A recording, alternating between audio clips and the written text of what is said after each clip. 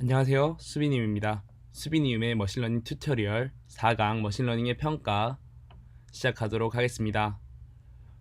머신러닝을 제대로 알기 전에 머신러닝 성능 평가를 어떻게 할지 먼저 한번 알아보도록 하겠습니다.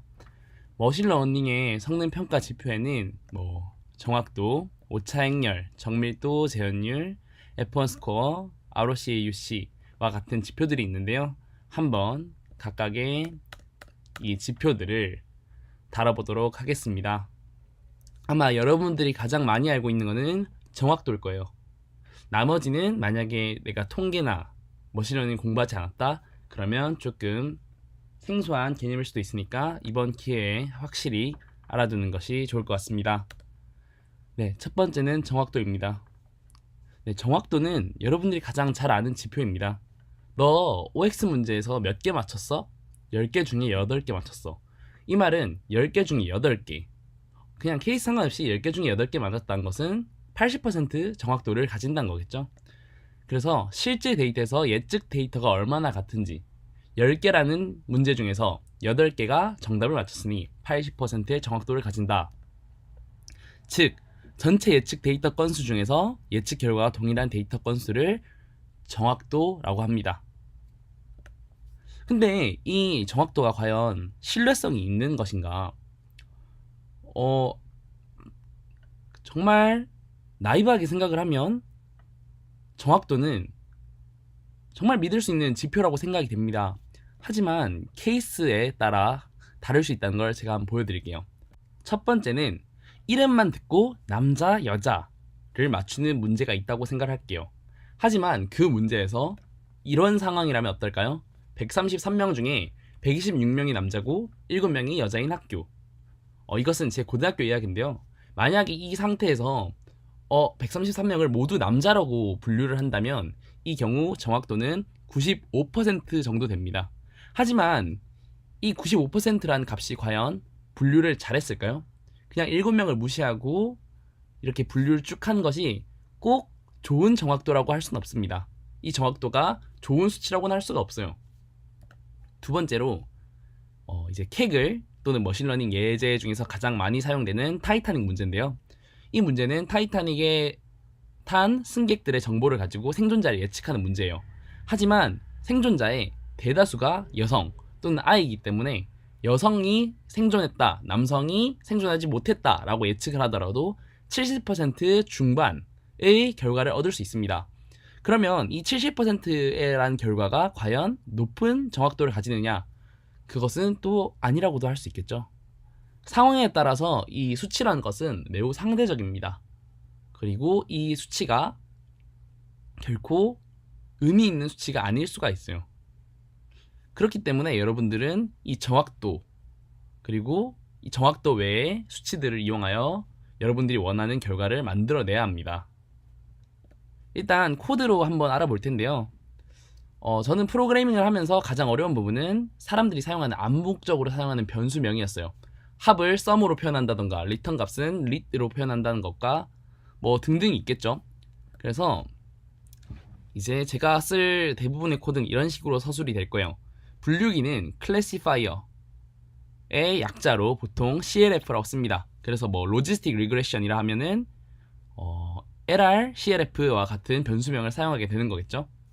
그리고 트레인 데이터 같은 경우는 이제 입력값과 출력값을 X트레인과 Y트레인으로 나누고 테스트 데이터 같은 경우는 X테스트와 Y테스트 같은 경우로 나누는데 이 경우에 있어서 X는 대문자, Y는 소문자로 쓰는 경우가 대다수입니다. 왜인지는 모르겠지만 대다수의 커널 또는 대다수의 예제에서는 이런 식으로 서술을 하더라고요. 그리고 이제 예측값 같은 경우는 prediction의 약자를 따서 pred를 사용합니다. 그래서 일단은 정확도 함수를 한번 볼 텐데요. scikit-learn matrix에 있는 accuracy score라는 함수를 가져옵니다. 그러면 이런 식으로 어떤 분류기를 정의를 하고 이 분류기를 트레인 데이터에 맞춰주고 훈련시켜주고 이렇게 예측값을 저장을 한 후에 y테스트와 predict 값을 이런 식으로 비교를 해서 정확도를 얻는 코드입니다. 코드를 뭐 구체적으로 얘기를 하진 않으려 했는데 그래도 어느 정도 코드를 눈에 조금씩 익혀야지 후에 실습을 하더라도 도움이 될 것 같아서 코드를 간략하게만 설명하도록 하겠습니다. 일단 저희는 사이킨런의 매트릭스, 그 중에서도 애큐리시 스코어 함수 사용했다는 거 알아두시면 좋을 것 같습니다. 두 번째, 오차행렬입니다. 오차행렬이란 지표는 아니지만 이제 학습된 분류 모델이 예측을 수행하면서 얼마나 헷갈리고 있는지를 함께 보여주는 지표, 그래프예요. 지표가 아니랬는데 지표라고 적혀 있네요. 제가 생각하기에는 표현 방법입니다. 표현 방법인데 케이스를 분류를 하는 거예요. 어떤 식으로 분류를 하느냐? 여러분이 만약에 어떤 사진을 n개의 클래스로 분류를 해야 돼요. 예를 들면 뭐 고양이, 개 등등이 있겠죠. 그래서 n개의 클래스가 있을 때 나올 수 있는 케이스 수는 총 몇 개일까요? 맞추시는 분도 있을 텐데 n 제곱개가 필요합니다. 예를 들면 1이라고 예측해야 되는데 1을 예측한 경우, 1이라고 예측을 해야 되는데 2를 예측한 경우, 이런 식으로 1이라고 예측을 해야 되는데 1부터 n까지 결과가 나올 수 있고, 그렇게 쭉 n까지 해서 n 제곱개입니다. 그래서 저희는 좀 쉽게 이진분류, 양성이냐 음성이냐, O냐 X냐를 분류하는 이진분류 문제를 생각을 해볼게요. OX 문제 있을 때 여러분들이 나올 수 있는 케이스는 총 4가지입니다. 정답을 맞추는 케이스에서 정답이 O이고 여러분의 답안이 O인 케이스, 정답이 X고 여러분의 답안이 X인 케이스, 그리고 정답을 틀리는 케이스에는 정답이 O이고 여러분의 답안이 X인 케이스, 그리고 정답이 X고 여러분의 답안이 O인 케이스가 있겠죠. 이렇게 4가지 케이스에 항상 한정될 거예요. OX 문제 같은 경우는. 그래서 이런 OX를 머신러닝에서는 포지티브, 네게티브라고 서술을 하는데 1일 때를 포지티브, 0일 때를 네게티브라고 합니다. 그래서 이제 중점적으로 찾아야 하는 이제 매우 적은 수의 결과값에 포지티브를 설정해요. 뭐 양성 반응이라고 하면 되겠죠. 그래서 뭐 질병, 사기, 뭐 이런 케이스에서 병인 걸린 상태, 사기 행위를 1이라고 설정을 합니다. 왜냐하면 적은 수고 여러분들이 구해야 되는 케이스이기 때문에. 그리고 나머지 정상 케이스를 0이라고 두면 됩니다. 그냥 단순 용어예요. 그래서 여러분들이 구하고자 하는 것에 포지티브, 아닌 것에 네게티브라고 두시면 됩니다. 그러면 여러분들이 나올 수 있는 케이스는 이렇게 4가지가 있을 거예요. 예측 클래스와 실제 클래스에 따라서 네게티브 네게티브냐, 네게티브 포지티브냐, 포지티브 네게티브냐, 포지티브 포지티브냐. 그래서 이걸 각각 TN, FP, FN, TP라고 표현을 합니다. 이 T는 무엇이냐? 여러분들이 맞았다는 거예요. 맞았는데 네게티브를 네게티브로 맞았다 해서 TN, 포지티브를 포지티브로 해서 맞았다 해서 TP. 뭐 틀린 경우는 false 해서 F, 그리고 이제 어떤 걸로 틀렸느냐? 네게티브인데 포지티브로 해서 틀린 걸 FP, 포지티브인데 네게티브로 해서 틀린 거를 FN. 이런 식으로 쓸 수 있습니다. 그래서 표는 외우는 게 좋아요. 표는 딱 저 모양 저대로 외우는 게 여러분들이 앞으로 공부를 하는데 가장 편리합니다. 물론 예측 클래스랑 실제 클래스가 순서가 바뀌어도 되겠지만 후에 사용할 함수에서는 저런 형태 그대로 값을 반환해 주기 때문에 여러분들이 이 형태를 외워주는 게 좋아요. 행은 실제 클래스, 열은 예측 클래스 외워주세요. 그래서 T와 F는 각각 true, false로 실제 값과 예측 값이 같을 때 T, 아닐 때 F를 의미합니다. 그리고 NP는 이제 예측 값이 N으로 예측을 했는가 아니면 P로 예측을 했는가를 말하는 것입니다.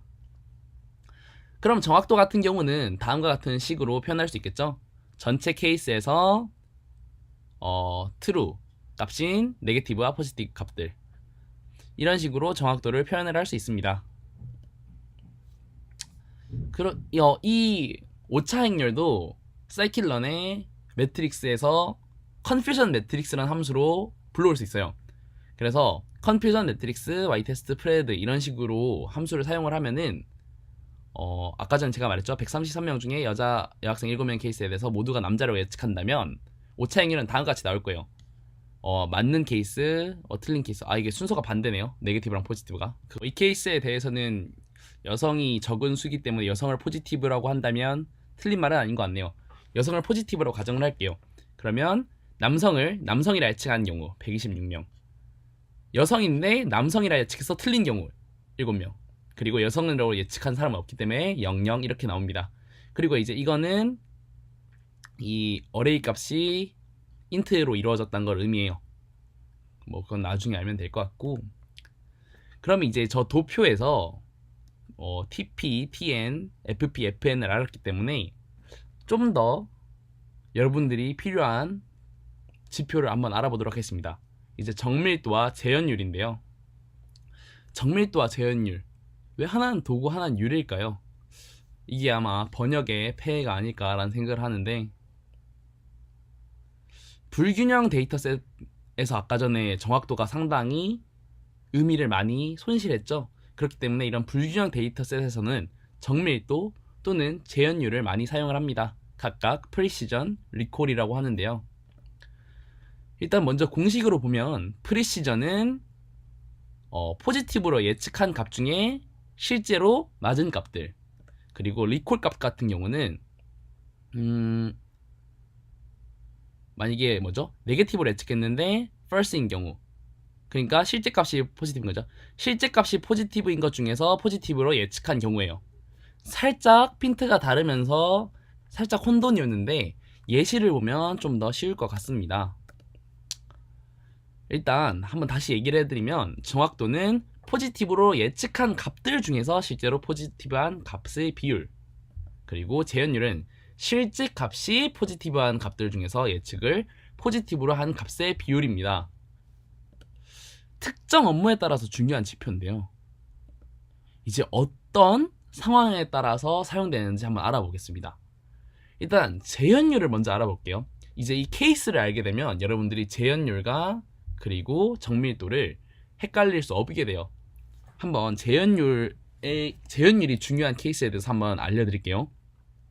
만약에 어떤 머신러닝 모델이 사람의 암을 판단을 해요.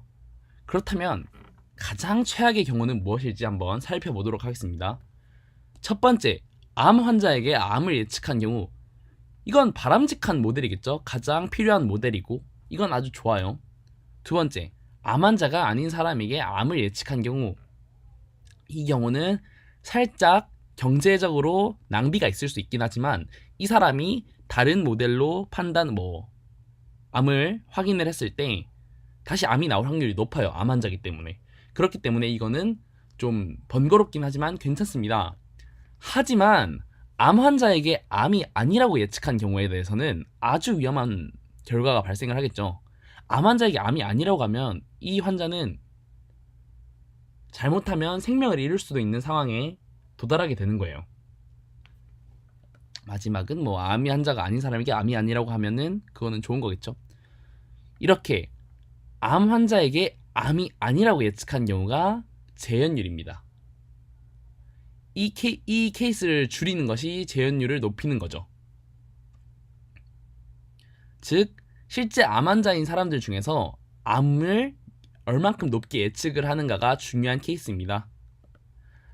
그러면 재현율은 그런 케이스가 충분히 있을 수 있습니다. 그러면 정밀도는 어떤 케이스가 있을까 고민을 할 건데요. 이번에는 스팸 메일을 구분하는 머신러닝 모델을 한번 살펴보도록 하겠습니다. 이번에도 가장 최악의 경우를 한번 찾아보도록 할게요. 첫 번째, 스팸 메일을 스팸으로 예측한 경우, 이거는 프로그램의 바람직한 행동이죠. 정답을 먼저 공개를 해버렸는데 3번부터 얘기를 하면, 스팸 메일을 정상으로 예측한 경우, 그 경우는 여러분들이 좀 번거로울 수 있어요. 스팸이네 하고 휴지통으로 이동하면 되겠죠. 그리고 4번 같은 경우는 바람직한 행동이고, 하지만 2번 같이 정상 메일을 스팸으로 예측한 경우에 있어서는 여러분들의 업무에 지장이 있겠죠. 이런 식으로 스팸으로 예측을 했는데 실제로 스팸 메일인 경우, 아까 전이랑 살짝 다르죠. 아까 전 같은 경우는 암 환자 중에서 암을 예측하는 경우라, 얘는 스팸으로 예측한 케이스 중에서 스팸 메일이 맞는 경우, 이 두 가지 케이스로 항상 머릿속에 두시면 헷갈릴 일이 별로 없을 거예요. 정밀도는 스팸 메일, 그리고 재현율은 암 환자. 그래서 보통은 재현율을 좀 더 많이 사용한다고 저는 알고 있습니다. 물론 아닐 수도 있겠지만, 결론적으로 얘기하면 정밀도와 재현율 모두 실제로 포지티브를 찾는 걸 가장 중요시하게 여겨요. 그 식을 보면. 하지만 각각 재현율은 FN, 네게티브로 예측을 해서 틀린 것. 그러니까 실제는 포지티브한 것들의 비율을 줄이는 거고, 정밀도는 예측한 값들 중에서 틀린 값을 낮추는 데 초점을 두는 것이 차이점입니다. 가장 좋은 방법은 정확도도 높이고 정밀도도 높이고 재현율도 높이고 모두 높은 수치를 얻는 것이 가장 좋겠지만, 그것이 과연 가능할까요? 이 가장 큰 문제입니다. 분명 기업이나 이런 곳에서는 둘 다 높이는 것을 원할 거예요. 하지만 이것은 불가능합니다. 이제 업무 특성에 따라서 이 정밀도나 재현율을 강조하기 위해서 이제 결정 인계값, 한마디로 스레스홀드죠. 그러니까 예를 들면 0.5를 넘으면 1, 0.5보다 작으면 0 이런 식으로 분류를 해야 되는데, 뭐 0.7을 기준으로 한다든지 0.8을 기준으로 해서 그 비율을 바꾸는 방법이 있긴 해요. 하지만 정밀도와 재현율은 되게 상호 보완적인 평가 지표입니다. 그래서 강제로 하나를 올리면 하나는 떨어질 수밖에 없는 것이 정밀도와 재현율이에요. 그래서 이런 거를 정밀도와 재현율의 트레이드 오프라고도 부르고, 어떤 지점에 있어서 균형을 맞추게 돼요. 그래서 여러분들이 원하는 작업에 따라서 이런 스레스홀드, 결정 인계값을 조정할 수는 있겠지만 둘 다 맥스로 높이는 것은 쉽지 않다는 것을 알아야 합니다. 또한 이 정밀도와 재현율 하나만 높이는 것은 너무 쉬운 일이에요. 이제 이런 통계의 거짓말은 많이 이제 익숙하실 건데, 한번 케이스를 살펴볼게요. 케이스를 살펴볼 텐데, 정밀도가 100%란 건 무슨 의미냐? 포지티브로 예측을 했는데 거짓인 걸 0으로 만들면 돼요. 즉, 진짜 정확한 스팸 메일만 스팸으로 예측을 하면 됩니다. 제목 형태가 틀린 애들만 뭐 스팸 메일로 예측을 한다던가. 그러면 FP가 0이기 때문에 식에 따라서 정밀도가 1이 돼요. 반면에 재현율이 100%란 것은 모든 환자를 암 환자라고 예측을 하면 됩니다. 그렇다면 네게티브를 해서 first in case, 즉 암 환자가 아니라고 한 케이스가 0이에요. 그렇기 때문에 무조건 재현율이 100%, 1이 됩니다. 이런 식으로 임계값에 따라서 또는 여러분이 원하는 값에 따라서 저런 식으로 거짓말을 할 수 있어요. 이런 거짓말을 할 수 있기 때문에 여러분들은 또 새로운 지표가 필요합니다. 일단 코드를 가볍게 살펴보면은 이제 정밀도를 프리시전 스코어, 그리고 재현율을 리콜 스코어 함수를 이용해서 사용할 수 있어요. 그래서 이런 식으로 이제 테스트의 실제 값과 예측 값을 매개 변수로 넣어주고 이런 식으로 코드를 짤 수 있습니다. 이거는 나중에 여러분들이 또 코드를 짤 때 제가 따로 또 해드리겠습니다. 그러면 좀 더 나아가서, 그럼 임계값은 어떻게 설정을 하느냐? 코드에서 임계값은 이런 과정을 거쳐야 돼요. 첫 번째, 분류의 결과를 예측 값이 아니라 예측 확률 값으로 변환을 하고, 이 확률 값에서 임계 값으로 예측 값을 다시 변환을 해야 돼요. 그리고 다시 5차 행렬에서 원하는 지표를 사용합니다. 이제 이 5차 행렬에서 원하는 지표를 다시 사용한다는 것은 여러분들이 정확도를 쓸 것인가, 정밀도를 쓸 것인가, 재현율을 쓸 것인가는 여러분이 다시 선택을 하란 말입니다. 그래서 함수는 다음과 같아요. 원래는 predict 함수를 썼는데 이제 predict proba 함수를 사용해서 probability, 예측 확률을 구합니다. 그래서 기존과 같은 포맷이지만 확률로 반환을 하기 때문에 여러분들이 확률을 구할 수 있어요. 모델에 따라서. 그래서 이제 사이클런의 전처리, 프리프로세싱에서 바이너라이저, 객체를 불러와서 이제 이런 걸로 임계값으로 예측값을 만듭니다. 그래서 코드로 보면 되게 간단해요. 간단한데 이것은 제가 블로그에 올려놨으니까 좀 더 읽어보시면 될 것 같아요. 코드는 아직까지 하기에는 조금 무리기 때문에. 어쨌든 이제 재현율과 정밀도 둘 다 거짓말을 할 수 있기 때문에 여러분들은 둘을 혼합한, 좀 더 둘을 통합적으로 평가할 수 있는 지표인 F1 스코어를 사용할 수 있습니다. 이제 F1 스코어는 무엇이냐? 왜 이름이 F1 스코어인지 몰라요. 근데 정밀도와 재현율을 결합한 지표로서 한쪽으로 치우치지 않을 때 상대적으로 높은 값을 나타내는 지표예요. 그래서 식은 다음과 같습니다. 정확히 말하면 정밀도와 재현율의 조합평균이죠. 조합평균인데 다음과 같은 식으로 구할 수 있어요. 그래서 각각이 아마 최대값이 1이니까 이 F1의 최대값도 1인 것을 여러분들이 알 수 있겠죠. 그래서 정밀도와 재현율의 조합평균입니다. 만약에 한 값이 지나치게 높아지게 되면 보통 한 값은 낮아지기 때문에 그때는 F1 스코어가 낮아져요. 그렇기 때문에 둘이 어느 정도 조화를 이루어줘야 합니다. 코드는 가볍게 F1 스코어 함수를 통해서 이런 식으로 구할 수 있습니다. 이제 마지막으로 ROC 곡선과 AUC, ROC, AUC 스코어라고도 이야기를 하는데 ROC 곡선과 이에 기반한 AUC 스코어예요. 이게 무슨 말이냐? 일단 ROC 곡선은 Receiver Operation Characteristic Curve예요. 약간 한국어로 번역하기도 애매하죠. 수신자 판단 곡선 같은 건데 정확하게 얘기를 하자면 FPR과 TPR의 관계를 그린 곡선입니다. 그럼 이 FPR과 TPR이 무엇이냐? FPR은 False Positive Rate 그리고 TPR은 True Positive Rate. 그냥 TPR 같은 경우는 재현율인데 얘는 이제 재현율과 조금 다른 반대값이죠. 그래서 식으로 나타내게 되면 이따 식으로 나타낼 건데 이제 TPR은 이전에 봤던 재현율을 의미하고 이제 이거와 반대되는 게 TNR이에요. 그래서 이걸 특이성이라고 부르는데 특이성은 실제 네게티브가 정확하게 예측돼야 하는 수준이에요. 그 재현율에서 포지티브를 네게티브로만 바꾼 건데 TNR식은 그럼 다음과 같거든요. 그래서 그 FPR은 다음과 같은 식으로 이루어집니다. 사실 이 식이 중요하진 않아요. 이 식이 중요하진 않고 어떤 식으로 이루어지는가만 보면 되는데 이 오차행렬에서 여러분들이 이걸 각각 대입을 해보면 좀 더 이해하기 쉬울 것 같습니다. 그래서 식 같은 경우는 저런 식으로 이루어지고 곡선은 항상 이런 식으로 이루어져요. 보통 이 대각선이 기준이 되는데 이 대각선이 동전 던지기 같이 정말 반반인 예측도 반반이고 확률도 반반인 케이스에 대해서 이 직선이에요.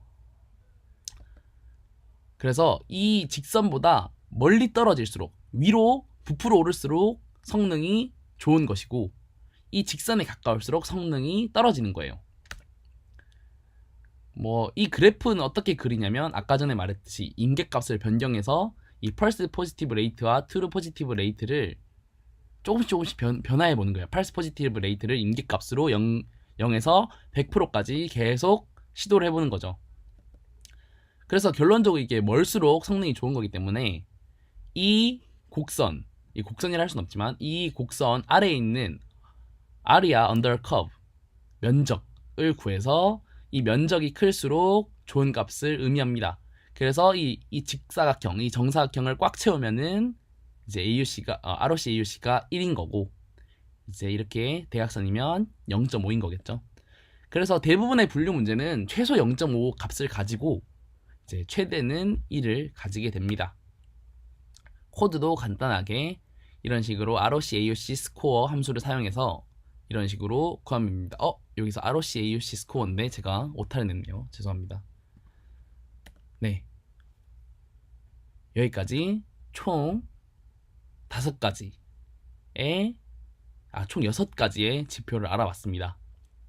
이제 이런 지표들은 후에 케이글 같은 데서 여러분들의 스코어를 계산할 때나 아니면 후에 발표를 할 때 저의 머신러닝 모델은 어떤 스코어에서 어떤 성적을 냈습니다 라고 얘기할 때 중요한 지표이기 때문에 일단은 알아두시는 게 가장 좋습니다. 제가 머신러닝 모델을 계속 설명을 하려 하는데 이렇게 사전에 계속 내용을 하는 게 머신러닝 모델을 바로 하게 되면은 후에 이걸 했는데 어떤 식으로 적용하지에 대해서 혼돈이 올 수 있어요. 그렇기 때문에 사전에 필요한 지식을 차근차근 강의로 찍어두도록 하겠습니다. 그러면 오늘은 여기까지 하고 다음에 또 좋은 주제로 강의로 찾아오도록 하겠습니다. 감사합니다.